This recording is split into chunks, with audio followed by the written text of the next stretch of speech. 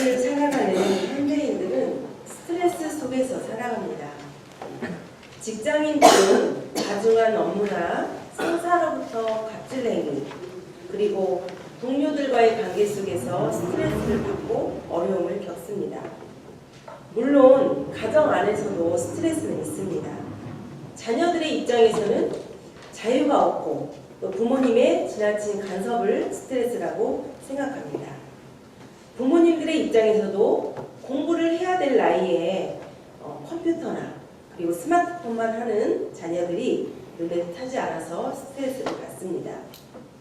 또한 자녀들의 취업 문제 때문에 그리고 결혼 문제 때문에 또 결혼했으면 알콩달콩 잘 살아야 되는데 그렇지 못해서 스트레스를 받습니다. 어디 그뿐입니까? 갑작스럽게 정말 가장이 실직하거나 노후 대책이 없이 건강을 잃어버려서 생활고를 고민하면서 스트레스를 겪기도 합니다. 특히 요즘에 보면 생활고를 염려해서 이 목숨을 끊는 그런 가정들이 부쩍 늘고 있는 것 같습니다. 이렇게 직장이나 가정에서 스트레스도 많지만 각 개인들에게 나타나는 스트레스 지수 역시 이런 결과가 나왔습니다. 이혼으로 73, 별거 65, 결혼 50, 질병 53, 실직 47, 특히 배우자의 죽음은 100으로 가장 큰 지수가 나왔습니다. 오래전에 한 퀴즈 프로그램에서 있었던 일입니다. 아마 보신 분들도 계실 것 같습니다. 저도 보았던 기억이 있습니다. 할아버지가 주어진 단어를 설명하면 할머니가 맞추는 그런 퀴즈 프로그램이었습니다. 할아버지가 설명합니다. 당신과 나 사이를? 그랬더니 할머니 대답이 왼수. 아니, 네 글자로. 그랬더니 평생 왼수. 자, 할머니의 이 대답을 듣고 저 역시 정말 배꼽 잡고 그렇게 웃었던 기억이 있습니다. 정답은 무엇이었을까요? 정답은 천생연분이었습니다. 비록 할머니와 할아버지 사이가 이렇게 평생 원수로 생각하면서 사셨다 해도 막상 할아버지가 돌아가시면 그 스트레스는 아주 클 것입니다. 오늘 본문 말씀은 아브라함이 사랑하는 아내 사라가 죽었을 때 통곡하면서 슬퍼하는 그런 장면으로부터 시작합니다. 아브라함이 본토 아비집을 떠나서 하나님이 보여주신 가나안 땅을 향해서 길을 떠날 때 아마도 사라는 무지 반대를 했을 거예요. 하지만 행복이라는 이 소망을 품고 사라를 설득해서 겨우 같이 떠났을 것입니다. 그러나 수많은 일들을 겪었죠. 자, 그리고 또 새로운 땅을 이렇게 개척하는 게 보통 일이 아니잖아요. 자, 그런 가운데서 어려운 시절을 다 지내고 서로 의지하면서 힘이 되었던 것은 바로 자신의 분신과도 같았던 존재 바로 아내 사라였을 것입니다. 그런데 이 아내 사라가 지금 죽음을 통해서 이별을 경험한 것입니다. 아직은요, 하나님께로부터 약속으로 받았던 그 가나안 땅을 도착하지 않았습니다. 그 꿈이 다 아직도 이루어지지 않았고 오직 그 이상만이 약속의 성취로 지금 이루어졌을 뿐이고 아무것도 손에 쥔 것이 없는데 아브라함의 입장에서 사라의 죽음은 정말 견딜 수 없는 슬픔, 스트레스 그 자체였을 것입니다. 그리고 어쩌면 10살이나 더 많았던 자신을 생각하면서 나도 곧 죽겠구나 라는 이런 불안한 생각, 이런 속에서 절망은 더욱더 커질 수밖에 없는 그런 상황이었을 것입니다. 그런데 이러한 슬픔 가운데 아브라함은 4절 말씀해 보니까 나그네요 우고한 자라고 자신을 소개합니다. 지금 아내가 죽었는데 자신은 나그네이기에 무덤을 만들 만한 땅이 한 평도 없다는 이야기입니다. 그래서 사랑하는 아내의 죽음 앞에서 하나님께서 자신에게 주시겠다던 그 약속의 땅 가나안을 생각하게 된 것입니다. 그리고 그 생각이 소망이 되어 가나안 땅에 가서 매장지를 찾게 됩니다. 여전히 사라의 시신을 장막 안에 둔 채 나그네인 자신의 삶을 뒤돌아보면서 끝까지 가나안 땅에 대한 소망의 끈을 붙잡고 있는 아브라함의 모습입니다. 아내의 죽음 앞에서 아브라함은 자신에 대해 이러한 질문을 한 것입니다. 나는 누구인가? 그리고 그 대답으로 자신을 나그네라고 생각한 것입니다. 그렇다면 제가 여러분들에게 묻겠습니다. 여러분은 누구입니까? 성경에서 우리를 누구라고 말할까요? 그 답이 여기에 있습니다. 우리 다 같이 히브리서 11장 13절부터 16절 말씀을 함께 합독하시겠습니다. 이 사람들은 모두 믿음을 따라 살다가 죽었습니다.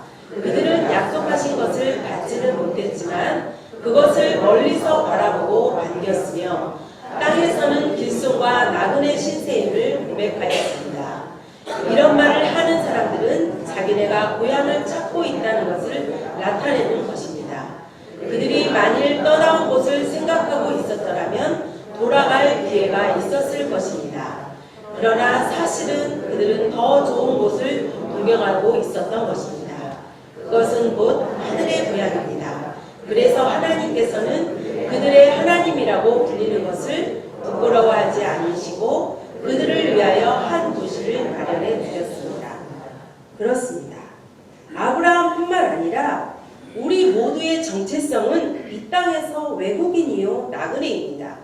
그리고 더 나은 고향 하늘에 있는 우리들의 집을 향해서 살아가는 하나님의 백성들입니다. 여우도 굴이 있고 공중의 새도 집이 있는데 인자는 머리둘 곳이 없도다 라고 말씀하시며 오직 하늘나라만이 자신의 집임을 밝히셨던 주님처럼 우리들의 영원한 집은 저 천국입니다. 우리들의 영원한 집이 천국임을 여러분들도 믿으시지요? 네, 그렇다면 저 천국의 주인 하나님, 그 하나님은 누구입니까? 아브라함이 만난 하나님은 어떤 하나님이라고 아브라함은 고백했을까요? 첫째, 아브라함이 만난 하나님은 영생하시는 하나님이라고 고백하였습니다. 창세기 21장 33절에 보니까요. 아브라함은 브엘세바에서 에셀람으로 신고 거기서 영생하시는 하나님 여호와의 이름을 불렀으며 라고 말씀이 있습니다. 시편 91편 1절 2절도 보니까요. 주여 주는 대대에 우리의 거처가 되셨나이다. 산이 생기기 전 땅과 세계도 주께서 조성하기 전 영원부터 영원까지 주는 하나님이십니다. 이렇게 고백했습니다. 그렇습니다. 아브라함이 만난 하나님 그리고 우리가 아버지라고 고백하는 하나님은 영원하신 분입니다. 영원부터 영원까지 존재하시는 그런 하나님입니다. 그 영원하신 하나님이 사람인 우리들을 창조하셨고 우리 모두와 함께 영생하기를 원하셨습니다. 그래서 첫사람 아담을 창조하시고 에덴 동산에서 영원히 살 수 있는 생명나무를 두신 것입니다. 그런데 첫사람 아담은 하나님께 불순종하였고 인간은 죄 아래에 놓이게 된 것입니다. 그리고 죄 아래에서 영생하기를 원치 않으신 주님께서는 에덴에서 내어 쫓으시며 다시 한번 은혜를 베푸셨던 것입니다. 그러므로 에덴에서의 쫓김 자체도 주님의 사랑이었음을 우리는 고백할 수 있습니다. 둘째, 아브라함이 만난 하나님은요, 준비하시는 하나님이셨습니다. 여러분들도 잘 아시죠? 100세 때 얻은 이삭을 순종함으로 바치려고 할 때 주님께서 준비해 주신 어린 양 이야기. 그래서 아브라함은 그 땅 이름을 여호와 이레라고 하였고 여호와의 산에서 준비되리라는 뜻을 가지고 있습니다. 우리 말씀 한 구절 함께 또 합독하실까요? 자, 새번역 성경으로 한번 읽어보시는데요. 요한복음 14장 1절에서 3절 말씀입니다. 너희는 마음에 근심하지 말아라. 하나님을 믿고 또 나를 믿어라. 내 아버지의 집에는 있을 곳이 많다. 그렇지 않다면 내가 너희가 있을 곳을 마련하러 간다고 너희에게 말하겠느냐? 내가 가서 너희가 있을 곳을 마련하면 다시 와서 너희를 나에게로 데려다가 내가 있는 곳에 너희도 함께 있겠다 하겠다. 네, 예수님께서 우리를 위해서 거처를 예비하러 가셨다라고, 그리고 언젠가 다시 와서 우리를 영접하여서 주님 계신 곳에 우리들도 있게 하신다는 말씀입니다. 이 말씀 자체 하나만으로도 굉장히 힘이 솟고 용기가 나는 말씀이지 않습니까? 그렇다면 그동안 여러분들의 삶 속에서 여러분들이 만난 하나님은 어떤 하나님이셨습니까? 자, 저도 생각해 보았더니 제가 만난 하나님은 때로는 사랑의 하나님으로, 그리고 때로는 무서우신 하나님으로, 그리고 신실하게 약속을 이루셨던 하나님으로, 긍휼을 베풀어 주셨던 하나님으로, 또 작은 신음에도 응답하셨던 주님의 모습으로 다가와 주셨던 것 같습니다. 그리고 모든 상황과 역경 속에서도 항상 나와 함께 해주셨고, 어렵고 힘든 상황을 오히려 최고의 복으로 바꾸어 주셨던 그런 하나님이셨습니다. 사랑하는 여러분, 여러분들이 만난 하나님은 어떤 분이십니까?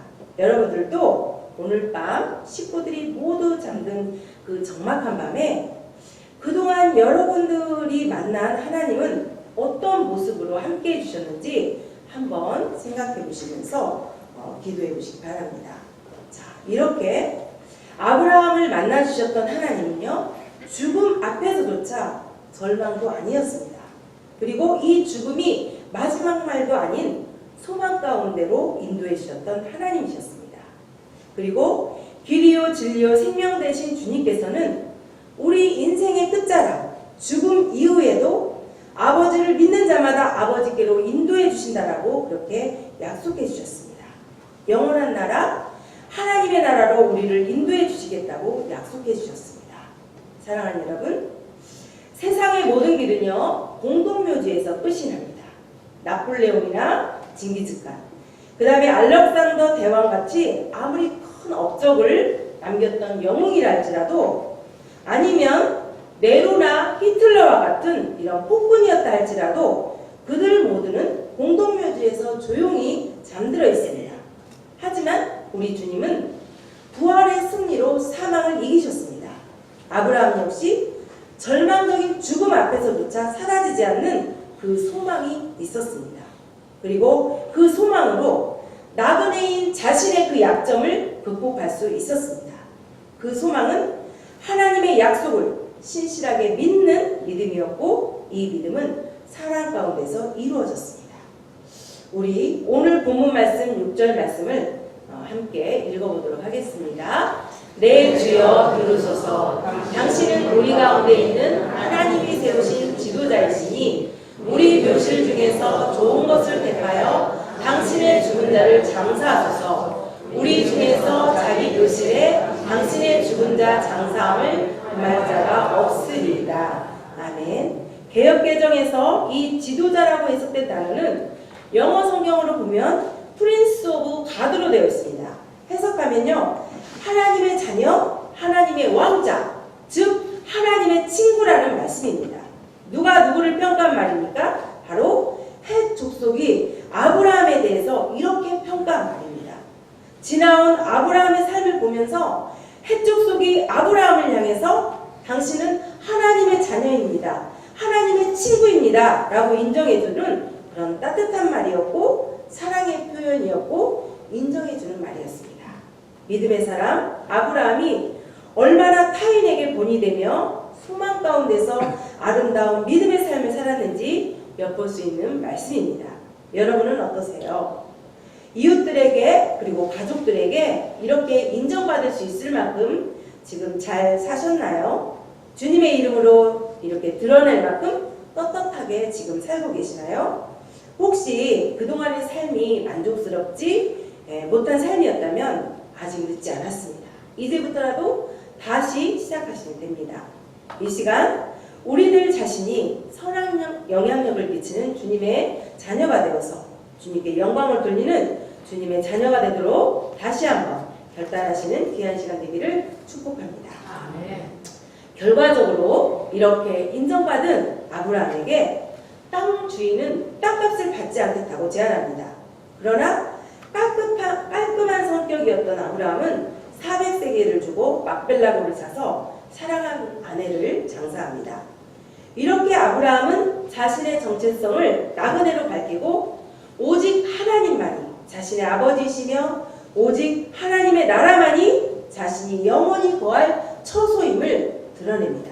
그리고 언젠가 약속의 땅 가나안에 반드시 들어가겠다는 의지의 소망으로 사랑하는 아내가 묻힐 매장지를 약속의 땅 가나안에 이렇게 구한 것입니다. 사랑하는 여러분, 이렇게 죽음은 마지막도 아니었고 마지막 말도 아니었습니다. 죽음조차도 이길 수 있는 소망과 사랑을 아브라함은 소유하고 있었던 것입니다. 그렇다면 여러분, 주님이 주신 소망은 무엇입니까? 바로 지금 당장은 아무것도 보이지 않지만 하늘의 꿈을 꾸는 것이 바로 주님이 주신 소망입니다. 지금 나에게 처한 상황 자체를 바라보는 것이 아니라 상황 너머에서 역사해 주신 주님을 기대하는 것입니다. 그리고 우리의 최종 목표가 이 땅의 것이 아니라 하늘나라임을 확실하게 믿으면서 당당하게 살아가는 것입니다. 사랑하는 여러분, 이러한 소망을 가지고 살아갈 때, 이 소망을 믿음으로 취할 때 성령 하나님께서는 우리 안에 오셔서 말씀해 주시고 살아갈 힘과 용기를 주십니다. 그리고 날마다 나를 인도해 주시고 보호해 주십니다. 이 소망을 날마다 마음에 품으시고 믿음으로 취하시는 여러분들 모두가 되시기를 주님의 이름으로 축복합니다. 그렇다면 하늘의 소망과 세상의 소망의 차이는 무엇일까요? 자, 어떤 남자가 평화롭게 낚시를 하고 있는데 한 사람이 지나가다가 멈추더니 왜 그렇게 비효율적으로 고기를 잡느냐라고 묻습니다. 그러면 어떻게 해야 됩니까? 라고 말하자 그물을 쓰셔야지요 하고 말합니다. 그물을 쓰면 한꺼번에 고기를 많이 잡을 수가 있다고 하자 그 낚시꾼이 그렇게 고기를 많이 잡으면 뭐가 좋으냐고 물었습니다. 그러면 그걸 팔아서 돈을 많이 벌어 큰 배를 살 수도 있고 원양어업을 해서 본격적으로 할 수도 있을 거고 이렇게 해서 대화가 계속 이어집니다. 그럼 원양어업을 해서 뭐 할 건데요? 그러면 큰 수산회사 사장도 되고 회장도 될 수 있겠지요. 큰 회사 회장님이 되면 뭐가 좋은데요? 아니 나중에 은퇴해서 편하게 살 수 있지 않겠습니까? 어떻게 편하게 사는데요? 고요한 바닷가에 나와서 낚시질을 하면서 지낼 수 있지 않겠습니까? 낚시꾼이 대답합니다. 내가 지금 그렇게 살고 있지 않습니까? 그렇습니다, 여러분. 세상의 소망과 성취는 진정한 소망이 아니라 세상의 소원일 뿐입니다. 끝을 따라가 보면 결국 아무런 의미가 없는 그냥 단순한 소원일 뿐입니다. 하나님의 자녀는 그런 것을 소망하는 것이 아닙니다. 우리의 소망은 세상의 소원과는 차이가 다른 하늘의 소망입니다. 지금 당장은 이루어지지 않고 왠지 불가능해 보이지만 언젠가 반드시 이루어질 거라는 그 확신에 찬 소망입니다. 그리고 이 소망을 끝없이 믿고 기대하는 것입니다. 이 소망은 우리들의 관점을 바꿔주며 우리들의 생각을, 우리의 언어를 바꿔줍니다. 나그네와 같은 우리들의 삶의 현장에서도 지금도 많은 일들이 일어납니다. 때로는 실패하고 때로는 좌절하고 이별합니다. 그러나 여러분, 소망은 관점을 바꿔줍니다. 이러한 실패와 좌절과 이별이 끝이 아니라는 사실입니다. 그리고 죽음조차도 마지막 말이 아니라는 사실입니다. 지금 여러분들 가운데에는 여러 가지 다양한 어려움을 겪고 있을 수도 있습니다. 건강 문제, 그리고 자녀 문제, 그리고 가정 문제, 그리고 직업 문제, 일터에서의 문제, 그리고 경제 문제. 그러나 언젠가 이루어주실 하늘의 소망을 가슴에 품으시기 바랍니다. 그리고 반드시 가장 좋은 것으로, 최선의 것으로 채워주실 하나님의 은혜를 사모하며 믿음으로 그 소망을 취하시기 바랍니다. 이렇게 하루하루 참 좋으신 주님을 바라보며 주님께서 반드시 행하실 일을 또 기대하며 참 평안한 마음으로 행복하게 힘차게 매일매일의 삶을 살아내시는 여러분 모두가 되시기를 주님의 이름으로 축복합니다. 기도하겠습니다.